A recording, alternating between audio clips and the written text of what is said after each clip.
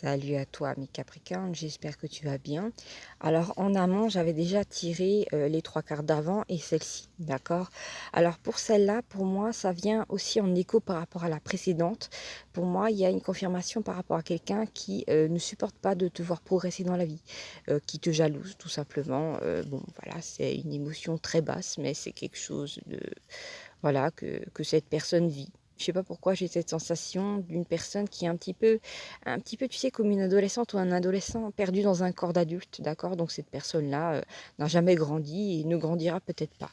Ici, nous avons la carte du bonheur total. Donc c'est, comment dire, euh, j'ai vraiment, tu sais, je sais pas, ça me vient comme ça.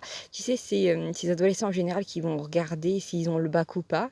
Et il y en a en général qui n'ont pas assez travaillé, qui ne l'ont pas, et qui regardent après les autres avec beaucoup d'amertume parce que les autres peuvent fêter leur bac et eux pas. Tu vois ce que je veux dire? Et c'est cette personne-là qui te voit en fait réussir dans la vie, progresser, je sais pas, reprendre le sport, avoir trouvé un partenaire, avoir une vie de famille sereine. Et la personne ne voit pas les efforts que tu fais pour ça. La personne voit juste ce que tu as et ce qu'elle n'a pas. D'accord? Donc c'est une comparaison un petit peu stupide que la personne fait et c'est assez infantile, mais le message dans tout ça, c'est que, comment dire, tu vas en fait réussir sur plein de points là, aux alentours de ce mois de juillet. Ça va être absolument magnifique.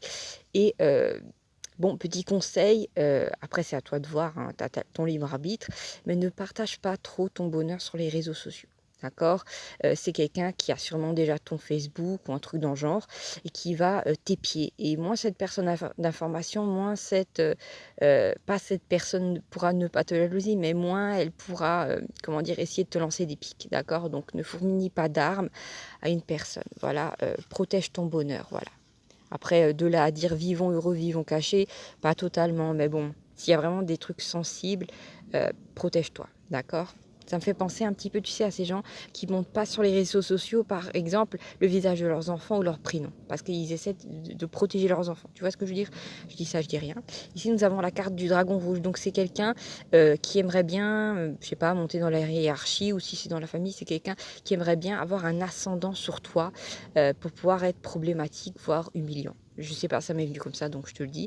Or, ce qu'il y a, c'est que ce qui est bien, c'est que cette personne, comment dire, déjà ne va pas pouvoir te nuire parce que l'envers de cette carte en général, c'est que les personnes qui ont un ego développé comme ça se prennent une tarte rapidement de la part de l'univers.